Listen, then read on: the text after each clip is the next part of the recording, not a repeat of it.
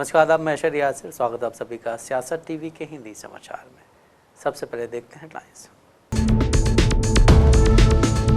Supreme court में CGI के सामने वकील का हंगामा, जूता निकालने की कोशिश, कहा सनातन का अपमान नहीं सहेगा हिंदुस्तान। रायबरेली में दलित युवक की पीट कर हत्या पर राहुल गांधी ने जताई गहरी चिंता।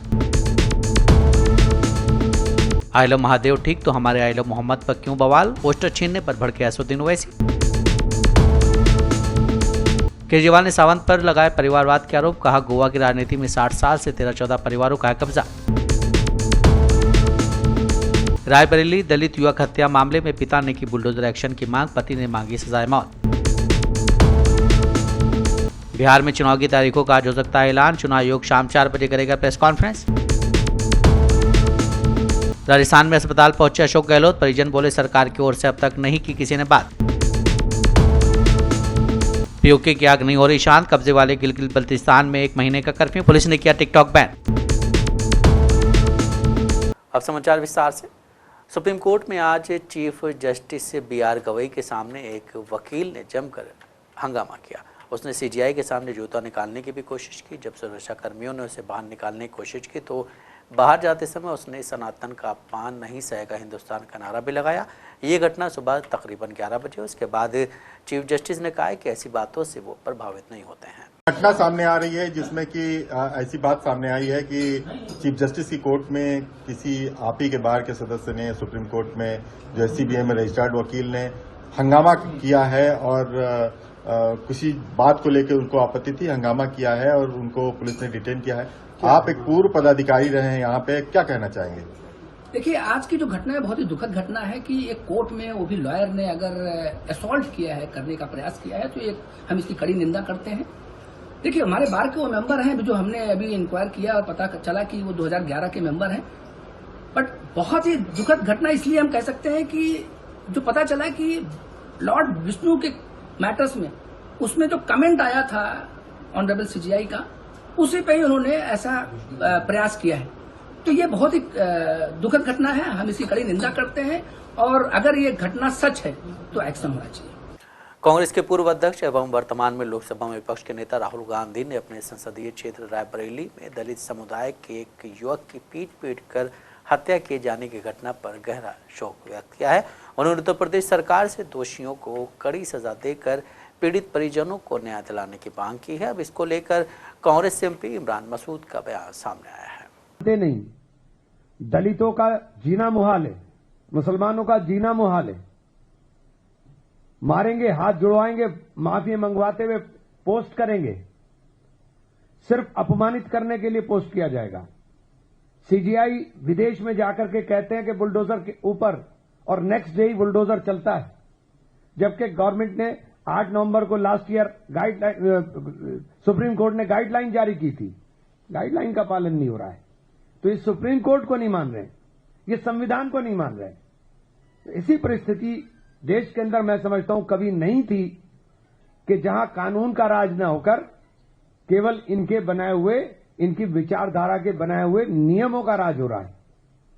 ये जिसको चाहे उसको सजा दे दें, जिसका चाहे घर ढहा दें, जो चाहे ऑन द स्पॉट इनका डिसीजन होता है कर दें। हाफ एनकाउंटर के अंदर उत्तर प्रदेश नंबर 1 है। किसी के भी टांग में गोली मार देंगे, किसी को भी अपराधी बना देंगे। तो ये जो परिस्थिति देश के अंदर, और खास तौर से उत्तर प्रदेश में, ये जो NCRB के आंकड़े हैं, उत्तर प्रदेश दलितों के अंदर ही नहीं, महिलाओं के लिए भी, महिला सुरक्षा के अंदर भी महिला उत्पीड़न के सबसे अधिक मामले उत्तर प्रदेश के अंदर हैं। माइनॉरिटीज के ऊपर सबसे ज्यादा उत्पीड़न के मामले उत्तर प्रदेश के अंदर हैं। तो पूरी तरीके से उत्तर प्रदेश सरकार फेल हो रही है, कानून का राज स्थापित करने में पूरी तरीके से फेल हो गई है। भ्रष्टाचार चरम पर है, जिस भ्रष्टाचार का नाम ये बार बार लेते थे, भ्रष्टाचार चरम पर है। देश के कई हिस्सों में उठे आई लव मोहम्मद पोस्टर मामले ने अब सियासी रंग पकड़ लिया है। MIM प्रमुख असदुद्दीन ओवैसी ने एक बार फिर इस मामले पर प्रतिक्रिया दी है। साथ ही उन्होंने प्रशासन पर भेदभाव का भी आरोप लगाया है। उन्होंने कहा कि अगर कोई आई लव महादेव लिखे तो सब ठीक है, लेकिन जब कोई मुसलमान आई लव मोहम्मद का पोस्टर लेकर निकलता है तो उसे गलत ठहरा दिया जाता है, उसका पोस्टर छीन लिया जाता है। बात कर रहा था तो तौसीफ साहब ने मुझे एक बात बताई कि कल आपके शहर में प्रशासन की तरफ से एक जुलूस में कोई एक पोस्टर लेकर चल रहे थे जिस पर लिखा था आई लव मोहम्मद सल्लल्लाहु अलैहि वसल्लम। तो यहाँ के जिम्मेदारों ने उसको हाथ से पोस्टर छीन लिया और पोस्टर कहा कि तुम नहीं दिखा सकते। मैं हुकूमत बिहार को बताना चाह रहा हूं, इस मुल्क को आजाद अगर किसी ने कराया हमारे सेकुलर हिंदू भाइयों के साथ, तो वो मुसलमान थे, सिख थे, ईसाई थे। हमने अंग्रेजों की गुलामी की जंजीरों को मिलकर इसलिए तोड़ा ताकि जब मुल्क आजाद होगा तो हम तमाम लोग अपने अपने मजहब पर चलेंगे, हम अपनी इबादत गाहों को आबाद रखेंगे। और यही बात हमारे बुजुर्गों ने हमसे की थी कि हमको आजादी जब मिलेगी, यानी अंग्रेजी का लफ्ज है फ्रीडम, जब हमको आजादी मिलेगी तो हम ना सिर्फ अपने मुल्क को मजबूत करेंगे और बल्कि हम अपने मुल्क पर नाज करते थे, फख्र करते थे, आज भी करते हैं और कल भी करेंगे। मगर याद रखिए, अंग्रेज भी यही समझता था कि मुसलमानों को अगर उसके दीन से दूर कर दिया जाए तो मुसलमान अपने दीन को छोड़ देगा। हम किसी के खिलाफ नहीं, अगर कोई किसी भी अपने मजहबी रहनुमा का आई लव, जैसा कि हमारे हिंदू भाई ने निकाला आई लव महादेव, हमको बिल्कुल एतराज नहीं, ये उनका अकीदा है। अगर हम आई लव मोहम्मद का पोस्टर लेकर चलते हैं, इसमें कौन सा गैर कानूनी काम है? इसमें कौन सी ऐसी बात है जो किसी को। शिवसेना नेता संजय निरुपम ने कहा है कि बिहार में आज विधानसभा चुनाव की घोषणा होने वाली है। मैं बिहार के मतदाताओं से मतदान में भाग लेने और सही निर्णय लेने की शुभकामना देता हूं। मैं ये भी कहना चाहूंगा कि चुनाव शुरू होने से पहले फर्जी मतदाताओं, घुसपैठियों या दोहराए गए नामों को हटाने के लिए SIR के तहत एक प्रक्रिया शुरू की गई थी और वो प्रक्रिया पूरी हुई है। प्रक्रिया पूरी होने के बाद 40 लाख फर्जी मतदाताओं के नाम हटाए गए हैं। वोट चोरी का आरोप लगाने वाले वही लोग थे जो इस SIR का विरोध कर रहे थे। बिहार में आज विधानसभा चुनाव की घोषणा होने वाली है। बिहार के मतदाताओं को मैं ढेर सारी शुभकामना दूंगा कि आप सही फैसला करिए और मतदान की प्रक्रिया में शामिल होइए। लेकिन साथ साथ मैं यह भी याद दिलाना चाहूंगा कि बिहार में चुनाव प्रक्रिया शुरू होने से पहले वहां की मतदाता सूचियों में जो फर्जी मतदाताओं के नाम थे या घुसपैठियों के नाम थे या रिपीट नाम थे, उनको निकालने की एक SIR के तहत प्रक्रिया शुरू हुई थी और वो प्रक्रिया पूरी हो गई। अब प्रक्रिया पूरी होने के बाद लगभग 40 लाख फर्जी वोटरों का नाम उससे निकाला गया। जो लोग वोट चोरी का आरोप लगाते हैं और कहते हैं कि बड़े पैमाने पर फर्जी वोटर हैं हमारे यहां मतदाता सूचियों में, वही लोग इस SIR प्रक्रिया का विरोध कर रहे थे और उनके विरोध के बावजूद सुप्रीम कोर्ट में जाने के बाद भी SIR की प्रक्रिया जारी रही और आखिरकार पाया गया कि 40 लाख फर्जी वोटर बिहार में थे। बिल्कुल उसी तरीके से महाराष्ट्र के मतदाता सूचियों का भी शुद्धिकरण होना चाहिए। कल चुनाव आयुक्त ने कल घोषणा की कि बिहार में मतदाता सूचियों का शुद्धिकरण हो गया। इसी प्रकार का शुद्धिकरण महाराष्ट्र में भी होना चाहिए, क्योंकि बड़े पैमाने पर महाराष्ट्र के मतदाता सूचियों में फर्जी वोटरों के नाम, बड़े पैमाने पर बांग्लादेशी घुसपैठियों के नाम, बड़े पैमाने पर जो बम विस्फोट के आरोपी हैं उनके नाम है, उनके रिश्तेदारों के नाम, बड़े पैमाने पर जो अंडरवर्ल्ड से जुड़े लोग हैं, एक साथ कई जगह नाम डाले हुए।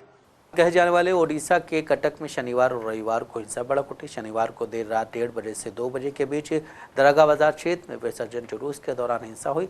इसे रोकने की कोशिश चली रही थी कि फिर विश्व हिंदू परिषद की बाइक रैली में हालात खराब हो गए। एक वरिष्ठ पुलिस अधिकारी ने कहा कि हिंसा में 25 लोग घायल हुए, जिसमें से 8 पुलिसकर्मी भी शामिल हैं। इन घटनाओं के बाद आज शाम तक इंटरनेट पर रोक लगा दी गई। इलाके में सुरक्षा बलों की तैनाती की गई है। वहीं VHP ने कटक में 12 घंटे का बंद बुलाया है। देखिए, लास्ट 2 दिन से जो अनफॉर्चुनेट दुर्घटना घटी है कटक शहर में, हम सब उसको कंडेम करते हैं, निंदा करते हैं। कल भी जिस तरह से आम आदमियों का दुकान वगैरह पे जो तोड़ा गया, वायलेंस हुआ, any kind of violence, Cuttack शहर बाय नेचर लोग बहुत लेड बैक हैं, बहुत शांति से रहने का पसंद करते हैं, मिलजुल के एक कम्युनिटी लिविंग अगर दिखेगा तो सिर्फ कटक शहर में दिखेगा। तो यहाँ पे जॉइंट फैमिली सिस्टम, सारी लोगों के साथ मिलके रहना, तो वो एक कल्चर में हम लोग बचपन से बड़े हैं। ये काइंड ऑफ सीन हमारे लिए बहुत शॉकिंग एंड आश्चर्यजनक दुर्घटना घटी है। एंड हम सबका एक ही स्वर है, एक ही इंटेंशन है कि जिस तरह से भसाणी के दिन जो दुर्घटना घटी है वो असामाजिक लोगों के विरोध में कड़ा से कड़ा कार्यानुष्ठान ग्रहण करा जाए, ये हमारा क्लियर डिमांड है। और बाकी भी जो लोग उसमें संपृक्त हैं उनको भी ढूंढ के सबको एक्शन कड़ा से कड़ा लिया जाए, दंड दिया जाए। उसके साथ मैं सबको अपील करूंगी कि कटक शहर बाय नेचर हम लोग सब एक दूसरे के साथ मिल के रहते हैं, ये हमारा नेचर है, इसको कोई बदल नहीं सकता।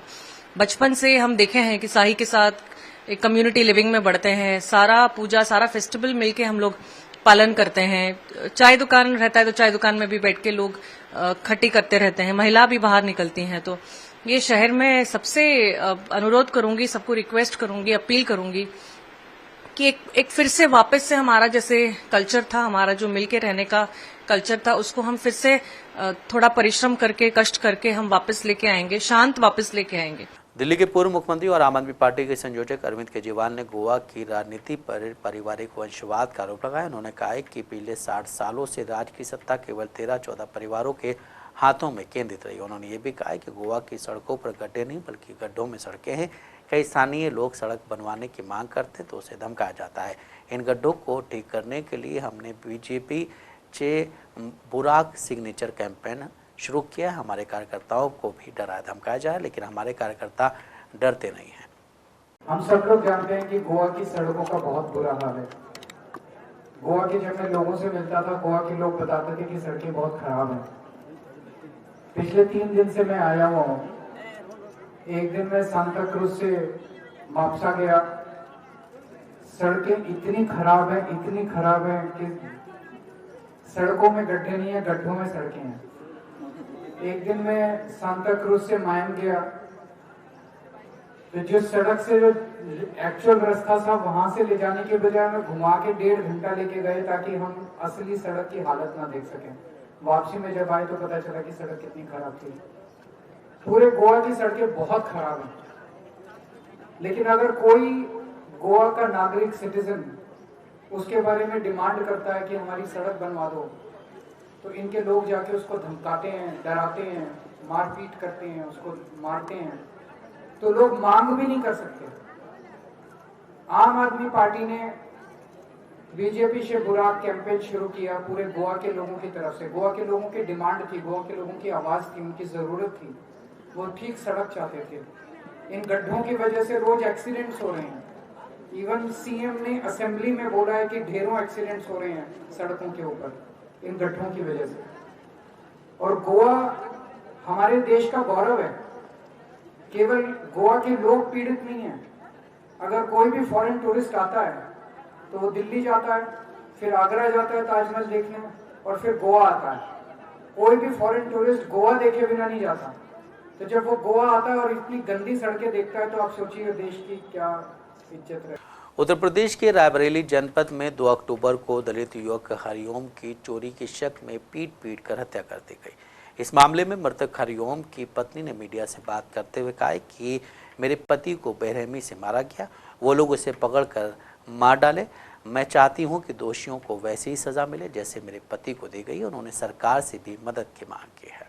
क्या नाम है आपका और क्या घटना हुई? पिंकी नाम है सर। वो वहाँ से आ रहे थे और लोगों ने उन्हें पकड़ के पीट के मार ही डाला। मैं बस यही इंसाफ चाहती हूँ, जैसे मेरे पति को हुआ वैसे उनको भी हो, उनको भी वही सजा दी जाए जैसे मेरे पति को हुआ। कहाँ जा रहे थे आपके पति? यहाँ आ रहे थे मेरे पास। कैसे पता चला कि वो आपके पति थे? वहाँ जब गए मिट्टी देने तो सब लोग कह रहे थे कि वो वही जा रहे थे। कुछ लोगों ने बताया कि भंडारा खाने गए थे अपने भाई के साथ। वहाँ से उनके भाई छोड़े और इधर की ओर चले आए तभी मैं भी जान पाई कि हाँ मेरे पास आ रहे थे। उन्होंने मुझे फोन करके भी एक बार भी नहीं बताया कि वो आ रहे हैं, थोड़ा देखना या कहाँ है पता लगाओ, कुछ भी नहीं पता चला। उसके सरकार से आप क्या चाहते हैं? सरकार से बस मदद चाहती हूँ सर, एक बेटी है मेरे पास। राहुल गांधी से बातचीत हुई आपकी? कोई बातचीत नहीं हुई सर मेरी। राहुल गांधी ने तो परिवार से बातचीत की थी सर, मेरे ससुराल पक्ष से बात की, मुझसे कोई बात नहीं हुई। बिहार विधानसभा चुनाव को लेकर आज चुनाव आयोग प्रेस कॉन्फ्रेंस करेगा। दिल्ली के विज्ञापन भवन में शाम 4 बजे ये प्रेस कॉन्फ्रेंस होनी है। माना जा रहा है कि आयोग इस दौरान बिहार में विधानसभा चुनाव की तारीखों का ऐलान कर सकता है। बिहार में 243 संसदीय विधानसभा का कार्यकाल 22 नवंबर को समाप्त हो जाएगा। राजनीतिक दलों ने निर्वाचन आयोग से अक्टूबर के अंत में छठ पर्व के तुरंत बाद चुनाव कराने का आग्रह किया, ताकि अधिक से अधिक मतदाताओं की भागीदारी सुनिश्चित की जा सके, क्योंकि बड़ी संख्या में बाहर काम करने वाले लोग उस दौरान त्योहारों के लिए घर लौटते हैं। देखिए, इंतज़ार की घड़ी ख़त्म हुई। आज बहुत सारी सौगात नीतीश कुमार जी बिहार को दे रहे हैं। पटना मेट्रो का भी उद्घाटन हो रहा है, कई योजनाओं का उद्घाटन हुआ और बढ़िया क्रिकेट स्टेडियम भी बन गया है। हम लोगों ने विकास करके दिखा दिया। बिहार के लोगों के मन में ये टीस थी कि हम आईपीएल का मैच हो या इंटरनेशनल मैच हो, बिहारी देखने जाते थे दूसरे राज्य में। अब बिहार में ही इंटरनेशनल क्रिकेट का मैच होगा। राजगीर में स्टेडियम भी बन गया। पटना मेट्रो में बिहार के लोग बैठेंगे, गर्व होगा कि बिहार में एक ज़माने में कहाँ जंगल राज था, आज बिहार मेट्रो राज में आ गया है। तो बहुत खुशी है। और महिलाओं के अकाउंट में भी समझिए अब 1 करोड़ महिला हो गई, जिसमें 10,000 रुपये पहुँच गए। पूरा बम बम बिहार कर रहा है। जय जय हो रही है नीतीश कुमार जी की सरकार की, नरेंद्र मोदी जी की। और चुनाव आयोग अब चुनाव का ऐलान भी करने वाला है, तो हम लोग कॉन्फिडेंट हैं। इसमें हम लोगों का कॉन्फिडेंस लेवल।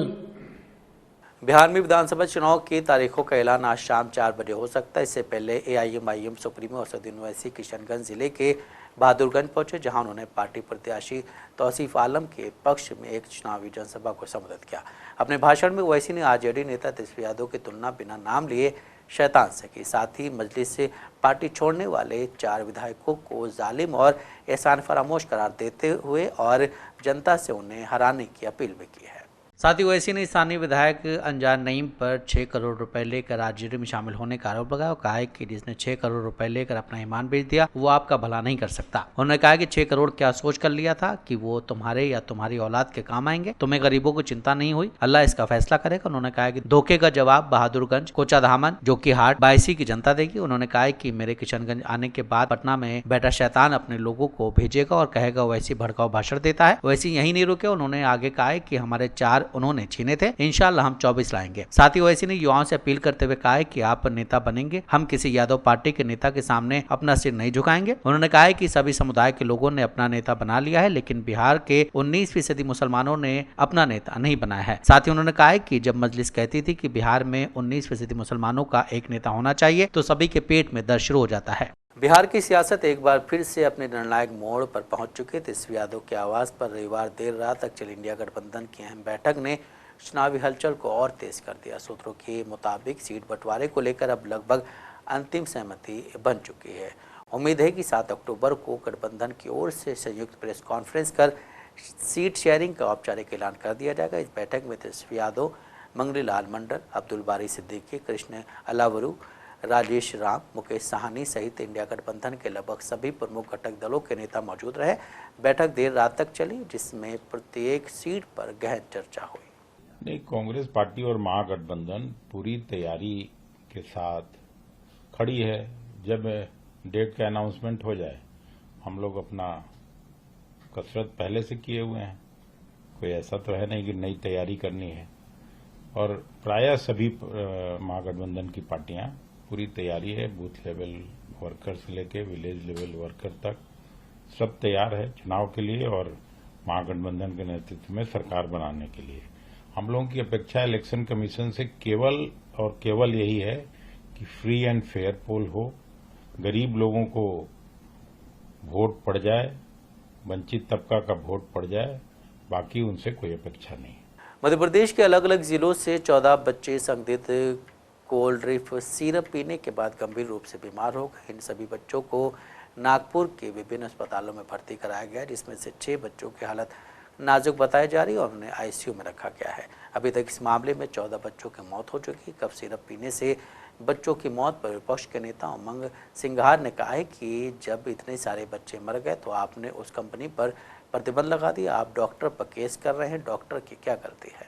नहीं जाएगी। जब वहां पे हमारे विधायक ने धरना दिया, संज्ञान में लिया प्रशासन के, प्रशासन कलेक्टर क्यों सोए रहे, क्यों वहां पर एसडीएम सोए रहे?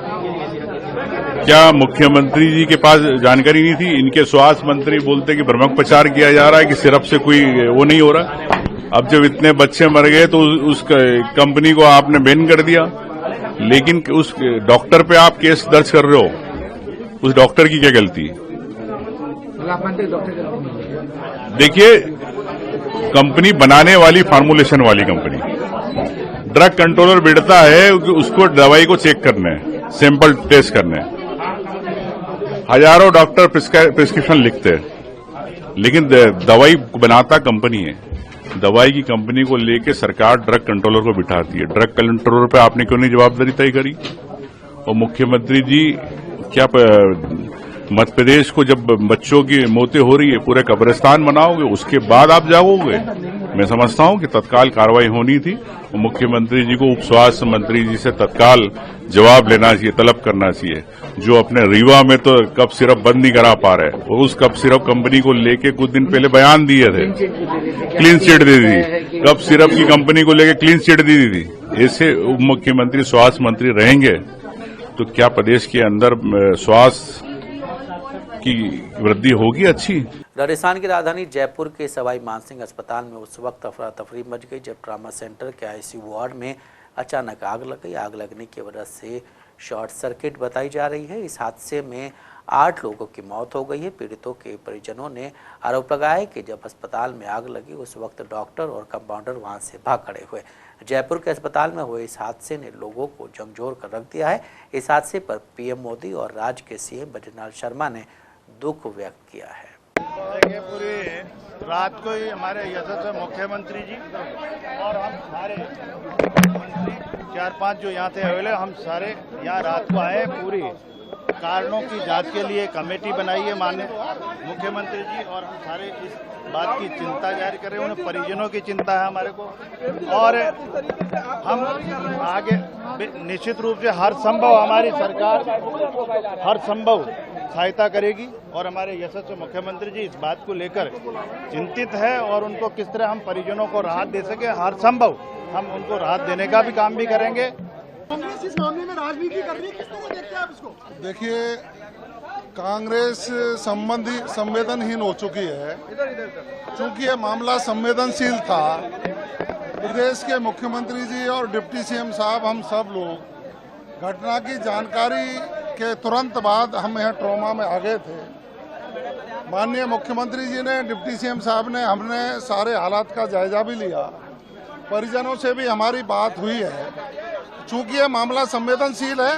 राजस्थान के जयपुर के प्रमुख अस्पताल एसएमएस के ट्रॉमा सेंटर और आईसीयू में लगी आग की वजह से 7 मरीजों की मौत हो गई। इस घटना पर प्रदेश की सियासत में भी जमकर बयानबाजी होनी शुरू हो गई है। सूबे के पूर्व मुख्यमंत्री अशोक गहलोत ने मृतकों को श्रद्धांजलि देते हुए सरकार से उच्च स्तरीय जांच की मांग की है। उन्होंने अस्पताल का दौरा किया और पीड़ित परिवारों से मुलाकात कर अस्पताल प्रशासन से जानकारी ली। कांग्रेस के वरिष्ठ नेता ने मामले की निष्पक्ष जांच की भी मांग की है। भैया, मैं परिवार से बात कर रहा हूँ, ये क्या चाहते हैं क्या नहीं चाहते हैं। हम चीफ सेक्रेटरी से सीएम को फोन लगाया है, लिखवा दिया उनके यहाँ पर, बात करना हम चाहते हैं। हम इसी काम में लगे हुए हैं। हमें बहुत दुख इस बात का है कि जांच की बात कोई नहीं कर रहा है। ये जो परिवार वाले बैठे हुए हैं, ये कहते हैं हमारी जो बॉडी है, लाश, वो कहाँ है पता नहीं उसका। ऐसा कभी नहीं हुआ आज तक। कम से कम मंत्री, मुख्यमंत्री या कोई आदमी को बुलाए, बातचीत करे, भाई इतना बड़ा हादसा हो गया, हम भी दुखी हैं आपकी तरह, हम चाहते हैं कि जांच करवाएंगे, आपको न्याय दिलाएंगे।